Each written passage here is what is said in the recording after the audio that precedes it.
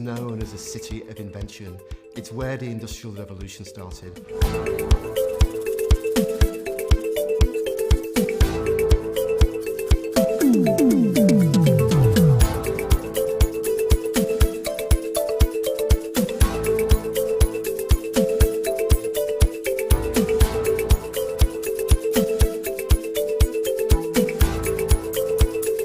There is a lot that motivates me, but mostly it's the people around me.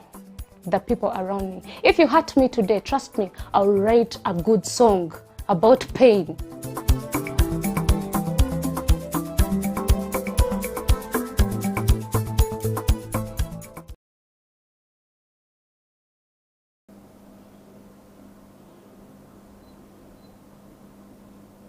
Good afternoon. It is the 12th of June 2021. My name is Felix Eopal and the show is Slam Dunk Basketball Talk, a show where we discuss, dissect the beautiful game of basketball. In studio with me is my co-host Emma Ateng. Emma, good afternoon. Good afternoon, Felix. How you doing? How is your Saturday? Saturday is going okay. Yeah. Okay. And our special guest for today is Mr. Brian Rugendo, head coach, Tropical Rose. Brian, thank you so much for gracing Slam Dunk Basketball Talk with your time and also to share various views, ideas about the beautiful game of basketball. Thank you for hosting me, Felix. Good afternoon to you. Good afternoon, Emma. Good afternoon, nice Coach. to see you again. And good afternoon to the viewers. I Remember, hope we have a good show. Yeah, We will have a good show. Yeah, remember we are live on Facebook, on Twitter, and on our YouTube channel. Feel free to put there your comments, your remarks, and any other thing that you would feel about the game of basketball and the league. As you very well know, that just a couple of days back, National Council of Sports suspended all basketball activities because of citing failure of the federation to follow the standard operating procedures to the book. Prior to the start of the show, I was having a conversation with the FUBA General Secretary, Mr. Hudson Segamwenge, getting an update on the latest situation. And the update is they're still waiting on the medical team from National Council of Sports to give them a go-ahead. Yeah. However, the venue of Kansanga, KIU courts, and UCU basketball courts are not venues that the National Council of Sports is willing to allow the federation to use to let the league go on. Go on, yeah. Yeah. Like we talked about earlier, in the shows that started, we were actually trying to analyze if using the UCU courts and the KIU courts was something that was going to carry on. And we all saw that it was very hard actually to control the crowd because one of the SOPs there was that the games should go on without the fans. Without the fans, okay? Yeah. And really, I mean, it's a university, you can't really stop the fans, yeah? Especially during KIU games. They could try to control the fans for other games, but when it reaches time for KIU game, boom. You have same thing was happening in so Mokono. it was just like a train that was heading for disaster. And yeah, it happened. The league was stopped. But I also think that decision was preempted before the president spoke. I think they thought they're going to shut us down, so why not just shut it down before the president actually does. But I think it was something that they did very fast, that they needed to have taken time and just first listen to the president, then we see where we go from there, because other sports, football and all this were not really shut down. So Mr. Rugendo, Yes. you are a coach and also a team manager. What is your take on league resumption? First of all, I think before talking about league resumption, it's important to understand why was the league suspended. or suspended. And NCS came up with a stand that FUBA was not necessarily meeting the SOPs as they should have. In my opinion, FUBA had to a greater extent, but not 100%, you could say. That's the honest truth. But at the same time, I think there was also, I don't know that you call it, I can't call it miscommunication. Maybe there was miscommunication, but I believe between FUBA and NCS, there was probably more of under communication than anything else. Because by the time FUBA was stopped from continuing with the league, we had all done vaccination for the players. That was like, it was like how you can call it a mass vaccination for FUBA per se. And this had happened about 2 weeks and 1 week before. 1 week for those that had missed out on the process before. This had happened at Kampala Hospital, where the FUBA medical team leader, Linda Wefila, happens to be a worker or an employee, and she managed to get like a partnership arrangement with them to vaccinate all the basketball players, coaches, managers, and have them at least safe. So they had done the first shot. We haven't done the second shot. Second shot is due probably in about the next 6 weeks or 5 weeks or so. They had also, actually on the day that NCS halted the league, which was 3rd of June, the Thursday, that very morning, teams were actually at the FUBA office in Lugogo, where NCS sits, doing testing for the players. So in addition to the vaccination, which had been done before, because we are aware that after the first shot you can still get the virus, the medical team had advised that even if they did the first shot, they should still continue undergoing testing until the second shot is done. Now, on top of that, if they found a team had, say, what they were doing was more of sample testing. So there was something about 5 players out of the entire team. But if they would find one player from the team, because it was random sampling, if they would find one player from the team is positive, then they would say the entire team has to test and all their games would be postponed. At least for that particular weekend. So this was already going on as a measure on FUBA's side. By the time NCS came in, I think the information they had was that FUBA was not necessarily following the SOPs or handling it the way FUBA was. I think maybe there was a communication gap between FUBA's side and NCS. Maybe they were not really giving them the reports, so NCS was not demanding for these reports, because I believe that much as the postponement maybe was warranted on NCS's side, I believe that they should have first consulted FUBA and said, what are you actually doing? Have you taken these steps? What is lacking? Are these things solvable? Because in my opinion, the things that NCS needed FUBA to do were things that could have been solved. The things that could have been managed. They could have been managed in a simple way, and the league would have proceeded, because that would be still within the midweek. And remember that the NBL was left with just 1 weekend, just 1 weekend to end, and then go into the playoffs. So I believe that the timing was not necessarily the best timing. Maybe the way it was handled by NCS was too abrupt, and even before the president spoke about sports and all that, I think it was too abrupt and quite harsh on the league. But at the same time, we cannot entirely blame them, because the truth of the matter is that COVID is serious, and this current wave is a serious wave. It's not to be taken for granted. It's not to be joked about.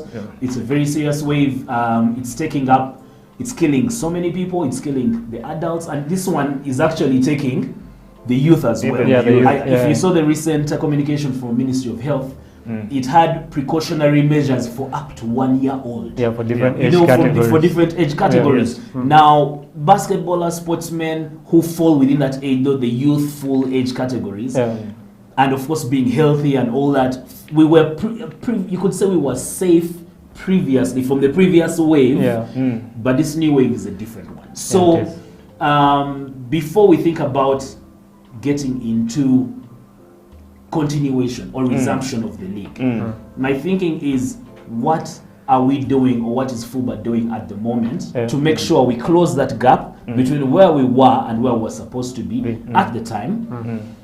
You've just talked about, for example, shielding off the court from funds, or not having funds at all.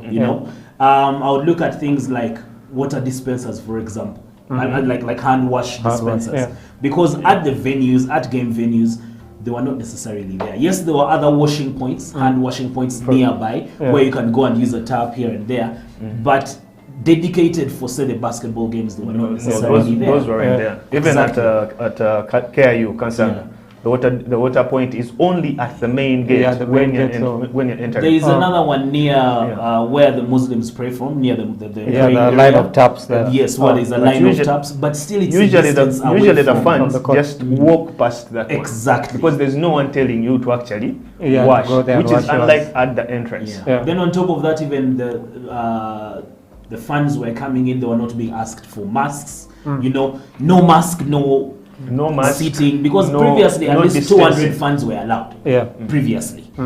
Now that they're not being allowed completely by the president as by his directive, now there should be no fans. Yeah, no fans at all. You know, after your game, immediately you can leave. You leave, yeah. So for me, it's about how do we prepare ourselves to resume, because resuming is important, considering they are already running contracts. Teams have running contracts with With players, players and and the different longer players. we stay without playing, the more money has to be going without action, and without you know, any activity. yeah, if your plan was to end the season in the next 2 months, now you're probably going into the next 4 or 5 months because of the delays and things like that, and it's too much on the teams as well. But at the same time, how do we take precaution and make sure that people are safe? Because this particular COVID wave It's a is very not strong joke. So one, maybe yes. that's something we can go into a little later on, but I think it's something that we definitely would need to discuss. For example, are we planning to have the second shot before we resume of the vaccine? Should we wait maybe another 5 weeks, 6 weeks, and have the second shot so we are more sure that participants are safe? If NCS is not considering KIU, UCU, Yes, that's one of the conditions they cited. exactly. Then how ready is NCS to give us Lugogo, which is easier to manage? Yeah, to manage. You know, such discussions have to be taking place at this time.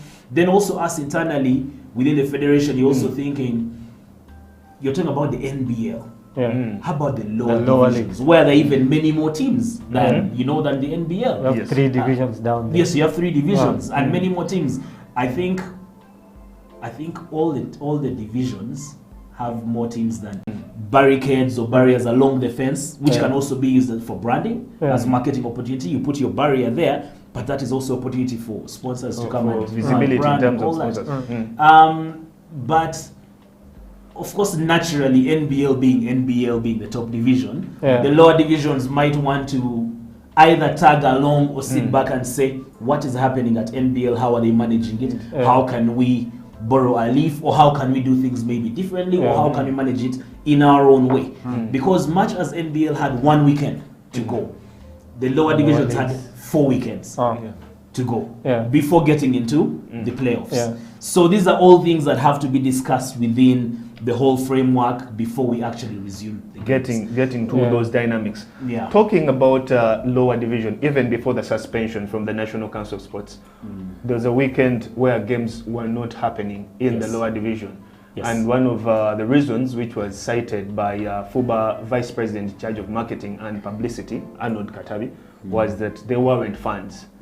Teams had not actually, according to him, had about half of the teams had not paid their registration fees. So there was no money to run the league. You manage a team in the lower division. What can be done to rectify such issues? Well, one of the biggest challenges I've seen in FUBA, administrative-wise and all that, is the communication bit. I've also seen challenges with planning. Those two usually move hand in hand. And this is not just a challenge at FUBA level or at LLMC level or at basketball level. Not only in sports, it's general. Africans, or generally, I can't say worldwide, generally more in the African setting, we like last minute things. We do not like to do things in advance. We look at what is the next thing ahead of us, and we never think a year ahead. We never think 4 months, 5 months ahead. Now, I will say, for example, when the league ended in 2019, this was for us who didn't make the playoffs, or for most of the teams that didn't make the playoffs, even those that made the playoffs. They ended the league in about, I think it was about September, October. Besides the City Oil UCU final that went ahead because of the qualifiers, I think, BAL and all that. But besides that, 90% of the teams had completed their games. What were they doing all that time until the 2020 league was set to start? Now, the 2020 league did not happen. Yeah. And the lower divisions in particular, which we're talking about, chose not to change the registration fees. Now, some of us were lucky to have already completed our registration fees then For the 2020 league. For the 2020 season. Yes. Okay. Now, when the 2020 season did not happen, coming to 2021, they said we are not changing We're not changing the the registration. registration fees. They are remaining as is. Yeah.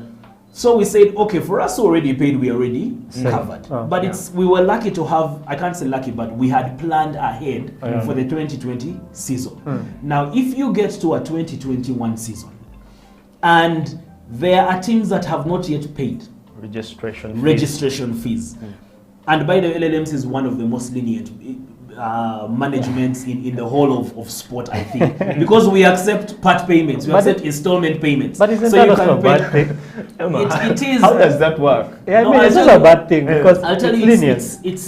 It also creates bigger laziness problem. Yeah, for the laziness, team I think. managers. Yes and Because no. they You know see, that I'll pay later, my team is going to be taking it's- part, is going to be Uh-huh. honoring its Yes. fixtures, but I've not paid my registration. yes, that might be true, but at the same time, we need to understand that the lower divisions, first of all, are not sponsored at all.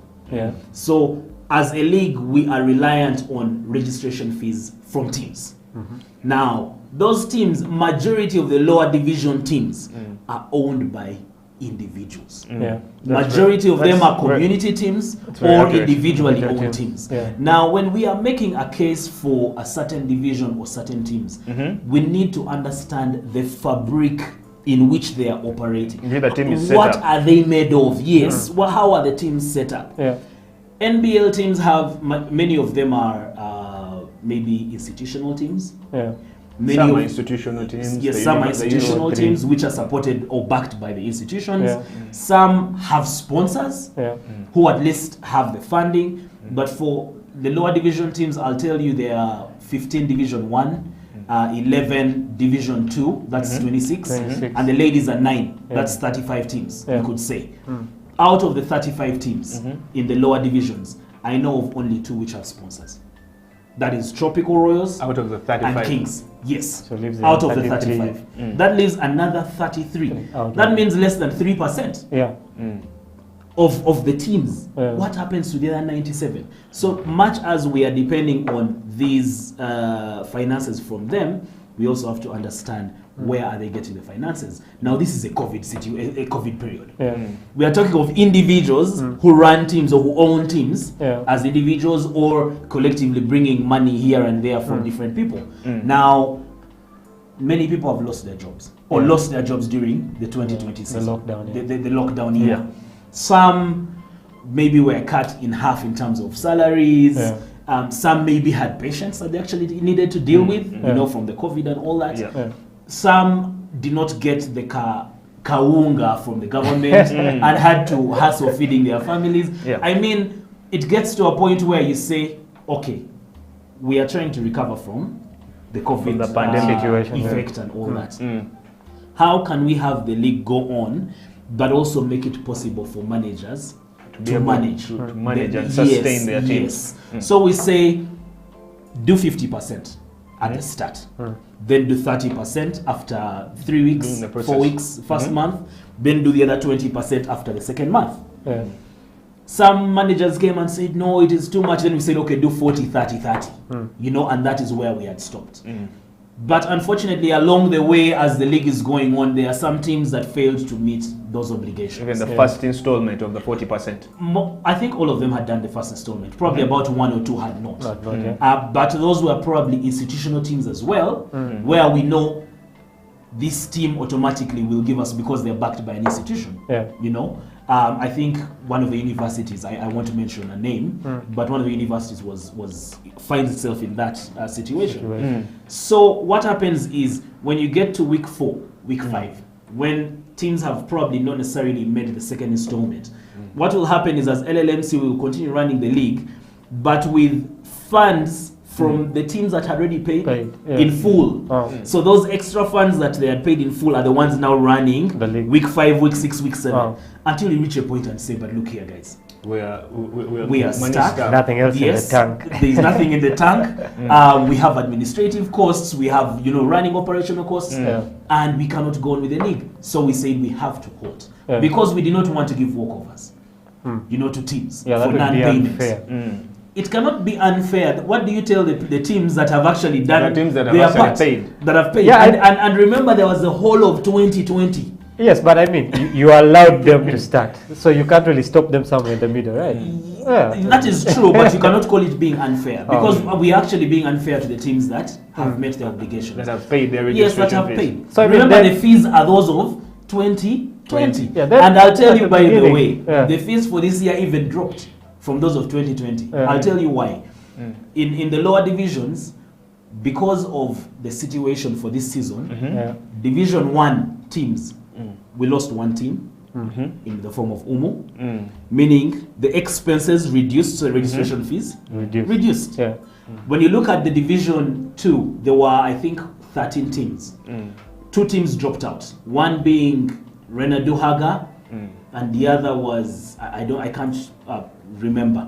But there were 2 teams. That meant expenses went down. Yeah. When you look at Division 1 women, they sliced the games from home and away down to round robin. So they cut the games in half.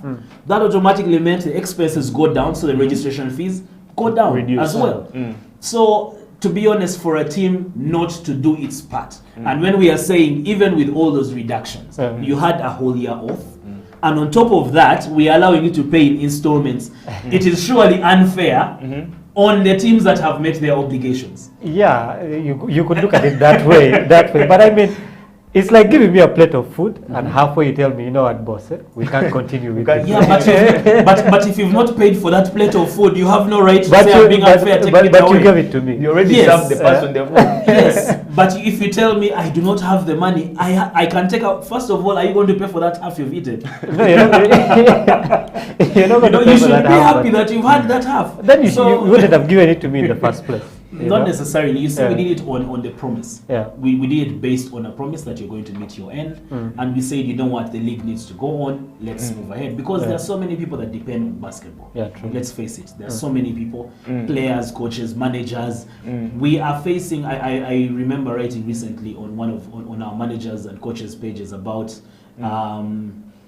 people that are basketball people that are right now suffering from stress, from mental challenges, all coming off of what you could call PTSD, post-traumatic stress disorder, all coming off of the stresses affected to COVID-19, to not playing last season, to losing their contracts from certain teams and then going to other teams, to funds being dropped, because if you're on a signed contract and the team says I cannot manage and we have to go down, you look at other options and you're like, but I can't go anywhere else. I'll tell you, majority of the teams in the 2019 season, for example, City Oil was the only team in the entire league, in the NBL particularly. City Oil was the only team that used 12 players from beginning of season to end of season. Yet FUBA allows every team 18 players. City Oil registered 12 players plus Grace Kuzera, who is their manager, is not necessarily a player. 12 players. But I will tell, and all other teams had 18, 16, 17 players.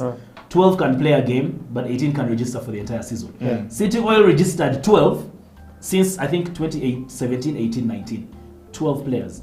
If 2 or 3 get injured, they will move forward with what they have. But have you noticed that this season, other teams like KCCA, like Power, like all the other teams have registered only 12 players? They realized that they had to minimize. Yes, but at the same time, the finances that come with managing the teams, it's not easy now. It's not easy.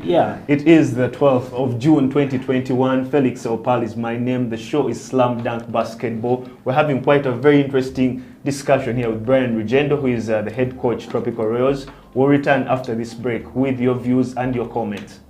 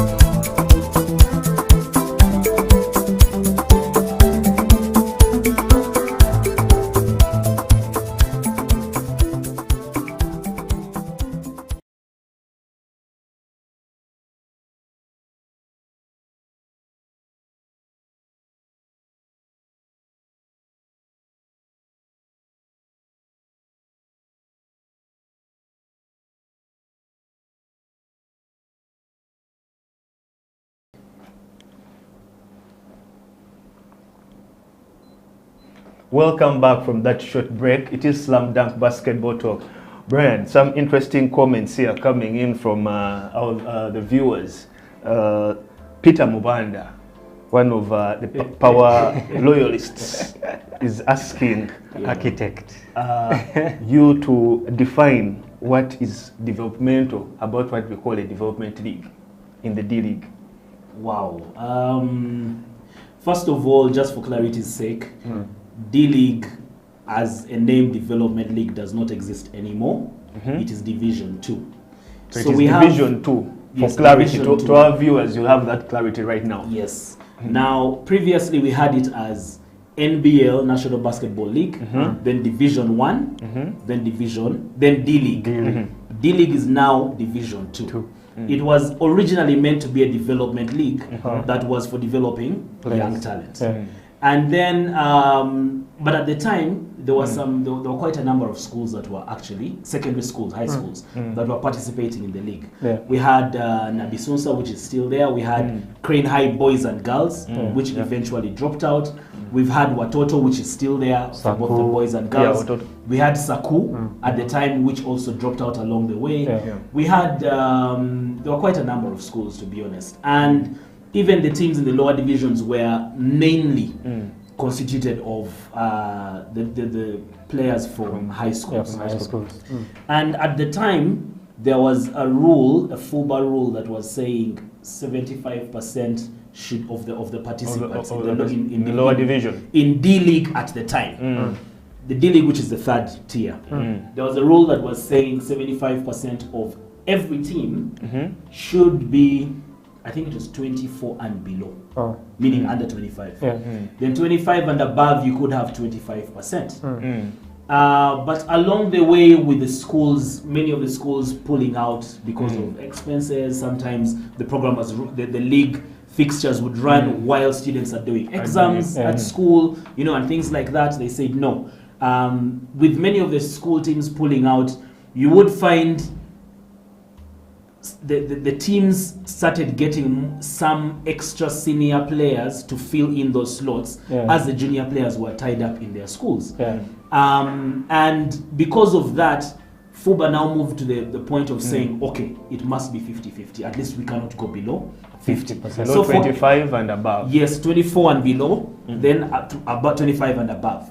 So the aim was to say, for every one athlete who is below the age of 24, there should be one athlete maximum above the age of 24 who can mentor these players who are on the younger side, on the lower side.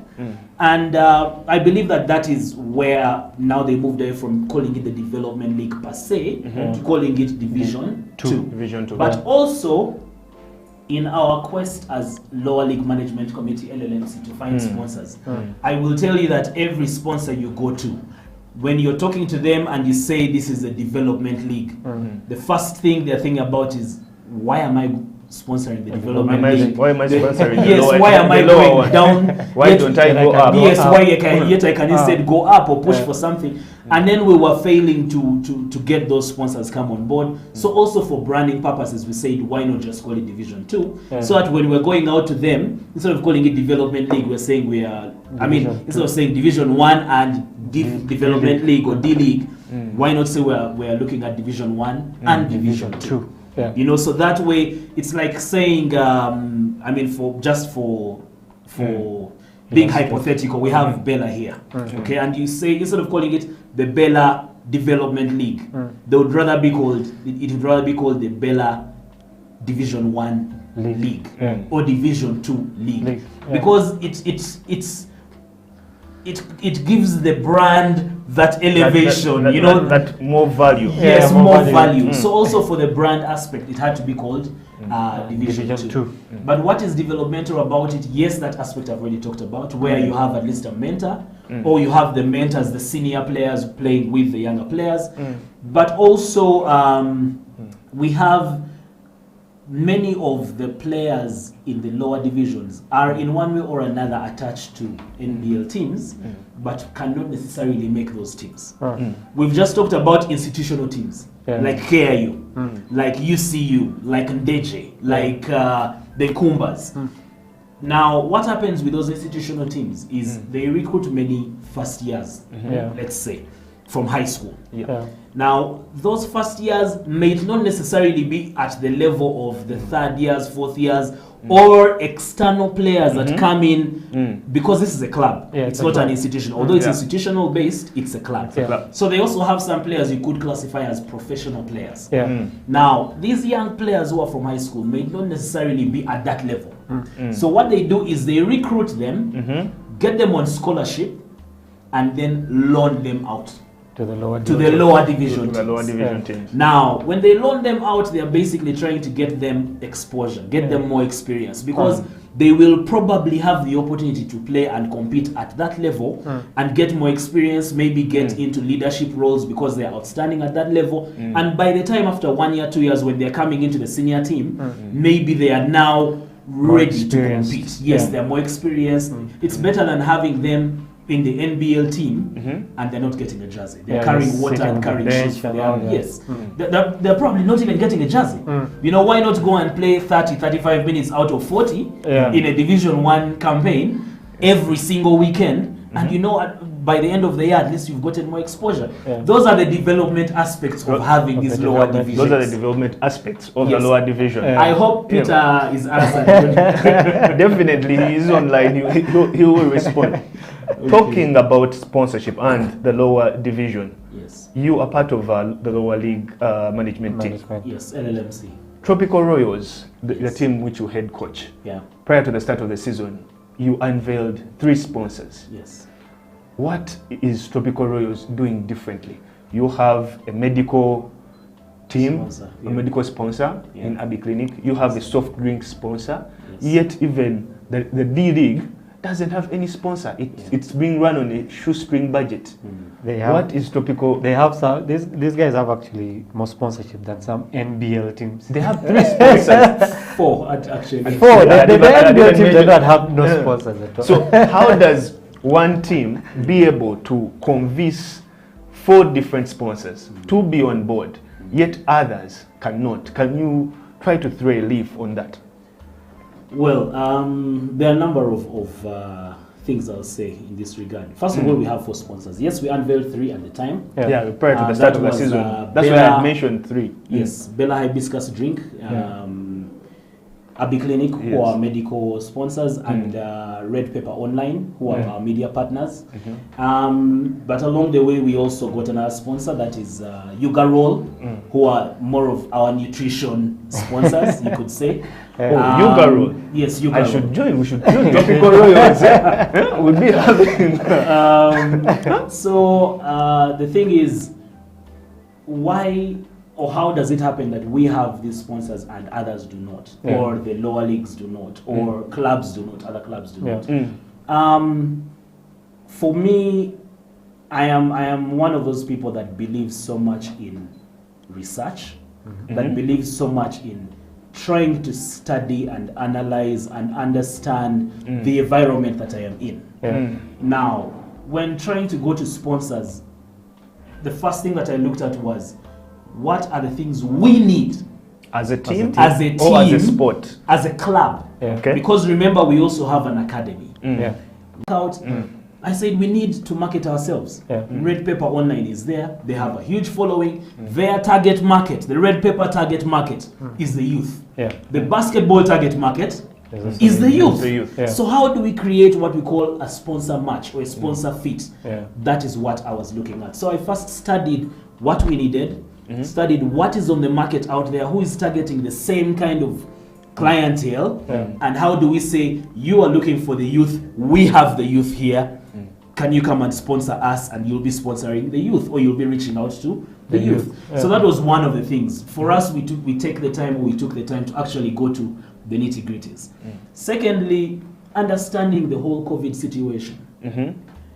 We looked at, there are many ways of sponsorship. And I'll make this very clear. None of our sponsors, none of these 4 sponsors has given us a coin. Okay. Not even any money. It's not like the Betway deal. Okay.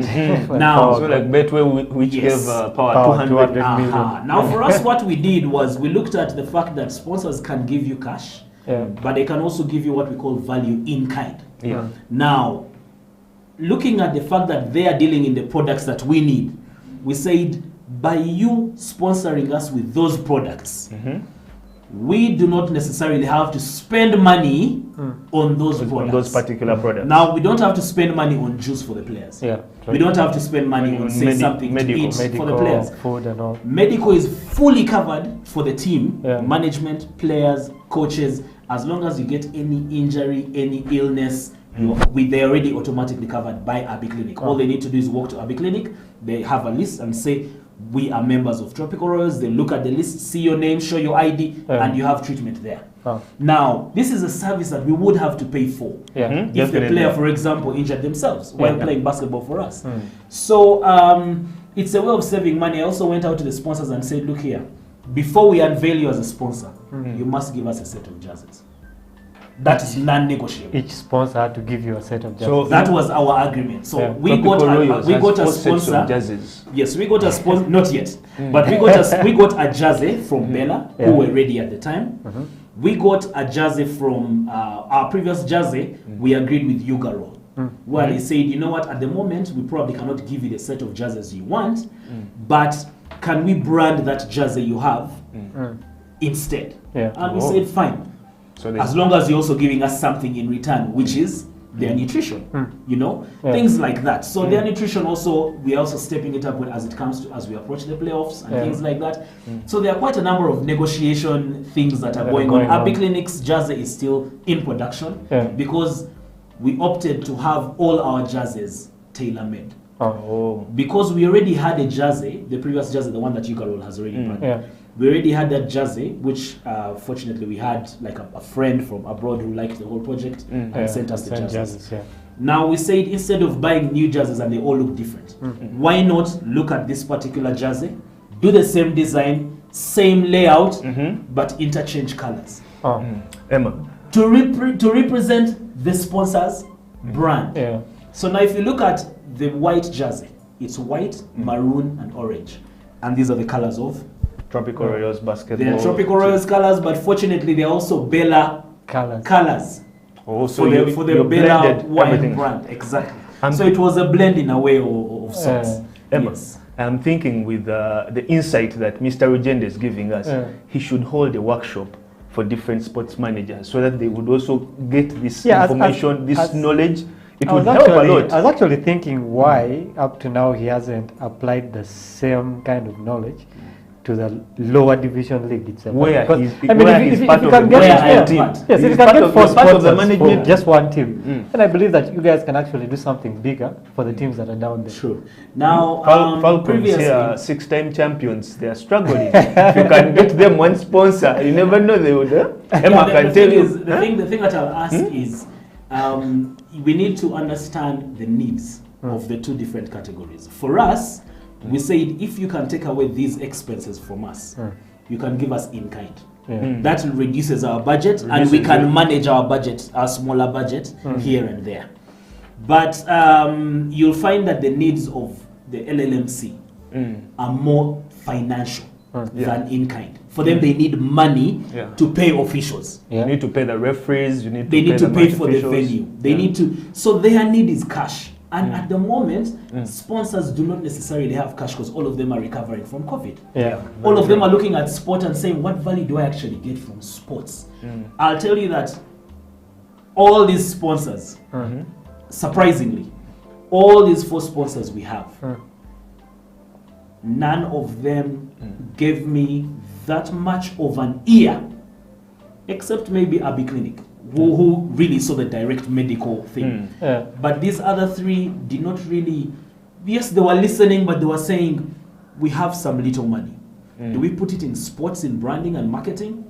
Or do we use that same money to recruit some 2, 3, 5 extra staff, pay them that in form of salary, and they give us more production, which brings us more money as a company? Yeah, it makes more sense. Exactly. But then when we brought out the idea of our academy, of the fact that our academy reaches the community, and we say, look here, this is part of CSR. Yeah, it has a community impact. Yes, there's a community impact because you're reaching the children. Yeah. You're reaching the parents of the children in the academy. Yeah. Because fortunately, the nature of our academy is that we have three major elements as a club. Yeah. Now, Tropical Royals basketball team you're talking about is one element of the club. Of the club. This is supposed to be the face of the club, the vision of the club, Yeah. what people see and then want to know more about the club. Yeah. Now, the bigger element or the bigger plan The behind vision. the club is the academy, Yeah. which is for the children. But the children have to see where they will end up or where they are going. Where They they're have to look up to the senior team players. Yeah. That is why discipline is our number one thing in the senior team. If you don't have discipline, we try to manage you. If we can't, we show you the door. Yeah. Reason being, we have to be mentors and role models to the the young children in the players. academy. Yeah. Now, the third element we have is the amateur sport side. And I'll tell you, it basically caters for the parents of the academy children. Like I said earlier, I believe in research. And earlier, before we started this whole club project, I studied the different academies around. What And were they doing? Yes, what were they doing? What were they lacking? What was going right? What was going wrong? And I noticed that most of these academies, actually all of them, at the academies, parents either came, dropped their children, and went away and came back to pick them up later, Yeah. or they sat there reading newspapers, watching the kids, and doing nothing for themselves. Then I Which said, is actually how what can happens. That's what happens. Then I Yeah. said, how about all these parents who are seated here? This is an opportunity for them to also work out. Yeah. This is an opportunity for them to network, to get to know each other. Yeah. Instead of sitting in a line scattered, why not sit together, play a game of chess or learn? Yeah. Play a game of Scrabble, a game of Monopoly. Yeah. If you feel you're physically active, do some aerobics. Kick a ball.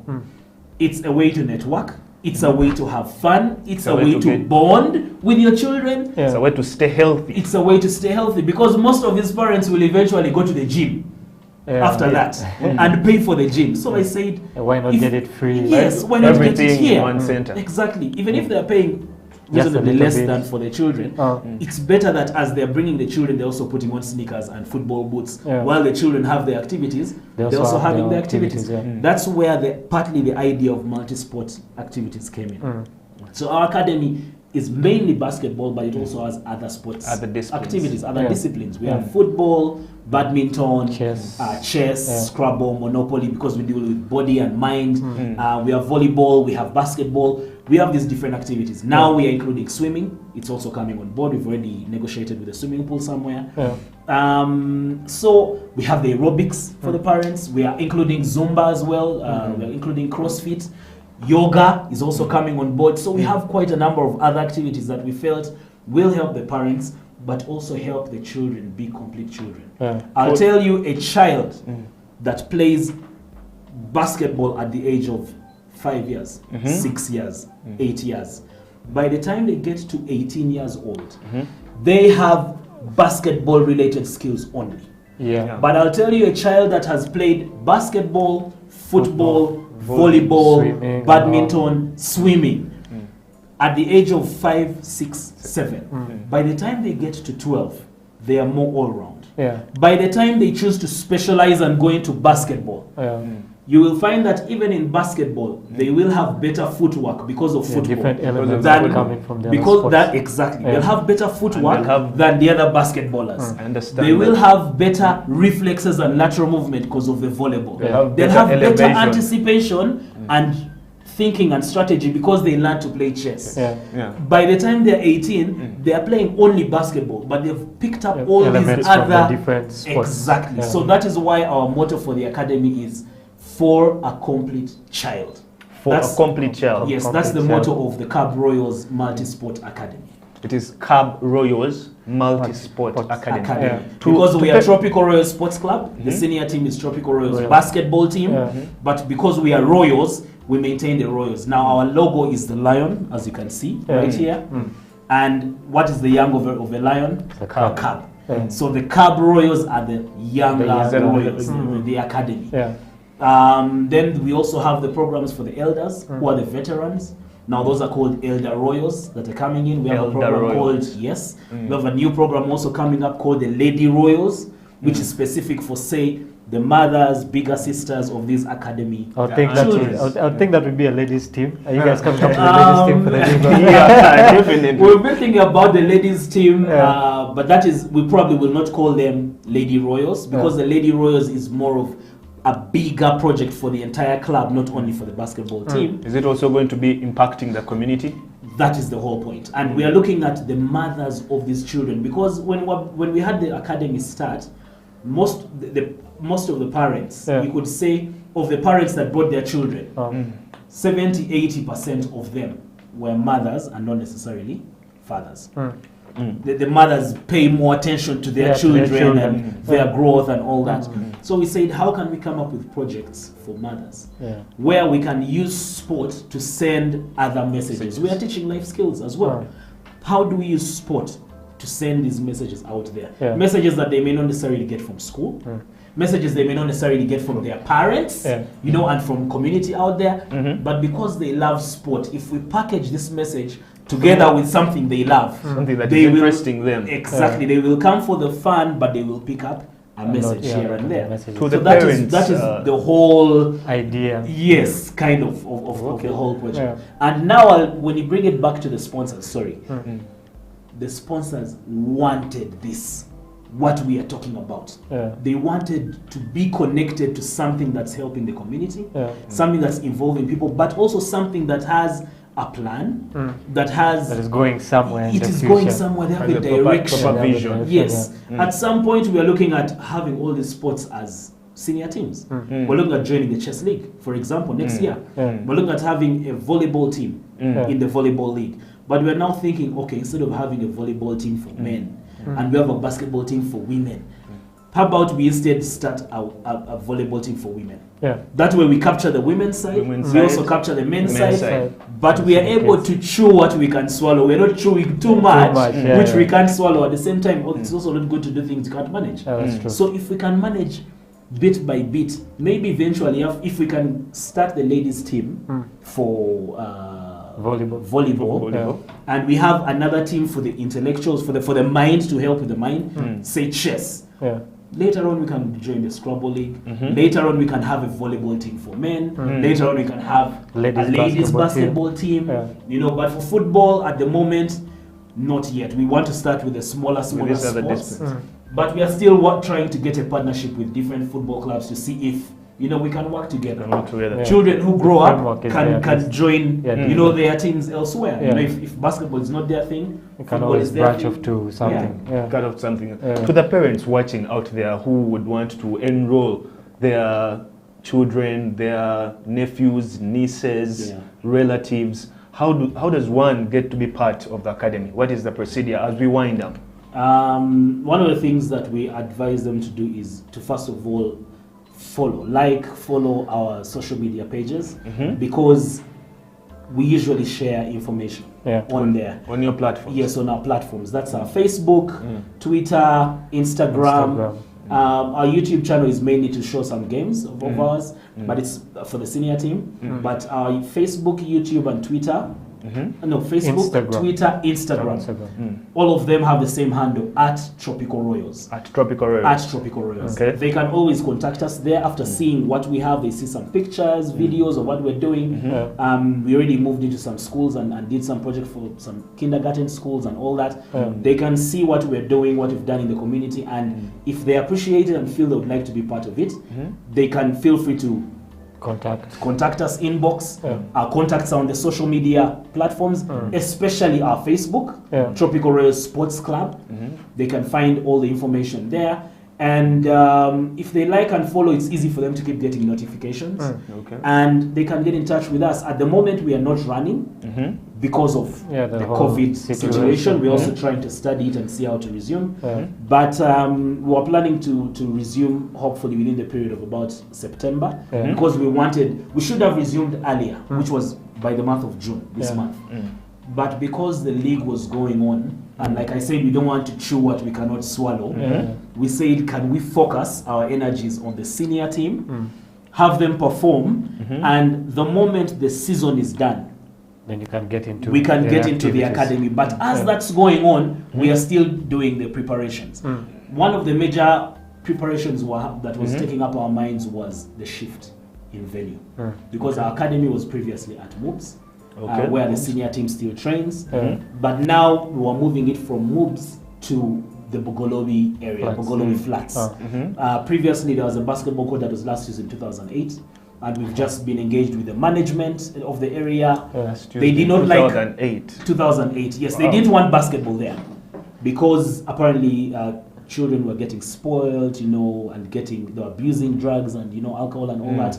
And now here we came up with this program and said, but this program is actually to bring them from those things to create change. Exactly, to create change for the community. Yeah. Unfortunately, they approved it, and we received a letter about 3 weeks ago where they were approving Tropical Rose Academy, the Cab Rose Academy, to get there. So now the next step we're looking at is how do we revamp the court? How do we rehabilitate the basketball court? And make it playable. Exactly. So I'm now looking for partners to come on board. We discuss how we are going to do branding and marketing for them in exchange. But the main point is how can they come on board and support the community. For them, it's a project like a CSR project. They're helping the community, but they're helping children. Right now with COVID, schools are closed. Children are in their homes. 42 days. Institutions are also closed. The Bogolobi Flats alone have about 962 apartments. You can imagine how many children are in those apartments. If you say each apartment has 1 to 2 children on average, you're looking at about almost 2,000 children. Kids, These guys are doing nothing. Their parents get up in the morning and go to work. When they're at work, you don't know what these children are doing. Many of them are adolescents, let's say half of them. That's about 1,000 of them. You don't know what they're doing. They have nothing keeping them busy. You don't know what information they are consuming. And they are in that stage of adolescence, in long-term athlete development. There is that stage of adolescence where, if you know the characteristics of adolescent children, that's the time where they want to be independent. That's the time where they're trying out new things. That's the time where there's a lot of peer pressure. There's a lot of temptation. There's so much. Now, if they are not controlled, because the parents are at work, what happens to them? So this was our message to the Bogolobi community. We're saying, let's bring these sports activities there. We run them for you. We manage them with our professional coaches who are all qualified. None of our coaches in our academy does not have a level 1 qualification. Certification. Yes. How do we do that? We're not just saying any player can just retire from the game or just come and coach. No. Even them, however good you are as a player, there has to be a level of professionalism. Yes, can you, if they are going to coach, they come as assistant coaches, as apprentices. They are learning, like on some kind of internship, until they do the coaching course. When they do the FIBA level 1 coaching course and pass, that's when we give them an age category. And we tell them, now you can manage under 16, you can manage under 18 girls or boys. You can manage, that is exactly what we're trying to do for the community. And I believe that, of course, it's difficult when you're starting and you're trying to do things a certain way. Every startup has a has challenges. But we are not changing our direction. We're not changing what we are planning. We are moving in that direction, and we believe it's the right direction. We believe sport needs to be looked at better, or in a more professional aspect than just take a to get it and let's just go kick a ball or just throw a ball here and there. Sweat a bit. Exactly. Go back home. Not everybody is built for books. That's very true. Not everybody is built to be a doctor or a lawyer. I am here. I'm a land surveyor by profession. I hold a master's in real estate, but I am pushing my sports and more than all these others. Why? This is my passion. I still do the others, but this is my passion. That is your passion. Now, there are young children out there who have a passion, who have the ability, who have the skills, and all they need is the opportunity. And the direction. Opportunity and direction. Mostly Can like we give MSA. them that? If we give them that, this is now where our discussions with schools come in. Where we've been talking to schools and saying, could you offer us just 5 scholarships for a basketball team? We will give you some of our children from our academy. They'll play for your school team, but they will be studying. Can we have this arrangement? So that school says all parties are benefiting. Exactly. They are benefiting. The children are benefiting. Exactly. We are benefiting. Thank you very Pretty good. much. It's a pretty good So, thing, actually. Yeah, it's an all-round thing, but I'll tell you that some of these sponsors came on board because of that project, and not necessarily because of our senior team. Yeah. So bringing you back, when you talk of the LLMC or some teams in FUBA or what, they probably do not have That aspect. those aspects that we have, or they probably do not have other aspects that they could use. You know, their own aspects. Not every team has to have an academy. Yeah. They can have their own projects, merchandising companies or whatever. They can do so many things with sports management, you know, sports agency, you know, for players, get players and, you know, sell them, contracts, them Which is out one of there. the things we actually don't have in the country. Exactly. Yeah. There are so many things that clubs can do, but they don't go out to think that wide or to even think that deep. Yeah. And probably because they also have the same mindset that basketball, we shall do it after work. I'll do my things from 8 to 5. Yeah. After work, I'll go and be play with my team basketball, and play, and then I'll go home. home. I'll give them transport and go. Yeah. If you do not think about it that deeply, you will not get such projects. By the way, you can even be just a team, but the way you package your team, the way you brand it. My team joined the league in 2018. Yeah. This is our third season. We played It's a very young 2018, team. 2019. But the question I could ask you is, how come after 2 years of playing in the league, You have 4 sponsors. we have 4 sponsors, yet we've never made the teams that have playoffs? been there for Yes, and we never even made the playoffs in a lower division category. We were 13th out of 16 in 2018. We were 9th out of 16 in 2019. 2020 season did not happen, but we have 4 sponsors. So it's, and yet there are teams that have been champions. Teams that have, which are not even participating in the league, which are bottom of the table. I mean, for me, at the end of the day, it's about packaging. How do you package what you have? Do you have something that's sustainable? Do you have something that these sponsors believe they can benefit from? Most of these sponsors do not just want to be seen out there. They actually want to help. Because the people in these companies that we're talking about, Bella is not a company per se. Bella is the people that work for this brand. Abby is not Abby the clinic, the hospital, because it can move. Abby is the people that work for Abby, that represent Abby. Now, there are people, the directors, there are people there that actually want to help because they are human. Definitely. The owner of Bella is a lady. If you know her, she's called Ukonika, I forget their name. She is Prudence. She is a very, very passionate person about the girl child. Very passionate about helping young girls develop, avoid early child pregnancies, you know, run away from antisocial behavior and these boys and, you know, the adolescents we've talked about and all that. So when we were packaging this product of our academy, I went and told her, imagine with all this COVID going on, girls are not going to school. Even parents probably do not have the money to send them to school. If they have a boy or a girl, they'll probably send the boy to school and not the girl. The girl, that's true. How can we help these girls? When I spoke with her, she said, by the way, we had a meeting. We were supposed to have a meeting for 1.5 hours. In that meeting, we sat for less than 15 minutes. By I think minute 12, 13, because I looked at my watch. She said, Brian, stop there. I see where you're going.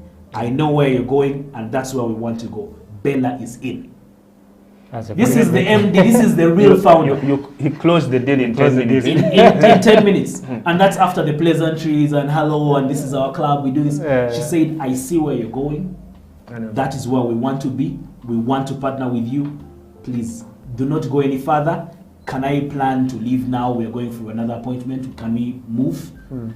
Your thing is already done. Deal with operations. We are in. And it was as simple as that. Brilliant. Right now I'm wearing Bella and Brilliant. Getting free drinks here. Brilliant ideas that Brian has. It is and it has been Slam Dunk Basketball Talk. My name is Felix Seopal. This is Emmanuel Ateng. In studio today we've been having Brian Rugendo, and to the viewers out there, I hope you also picked a leaf when it comes to sports management. Brian, thank you so much for gracing Slam Dunk Basketball. cheers. Cheers. Yeah. Until we meet next Saturday, have a pleasant afternoon.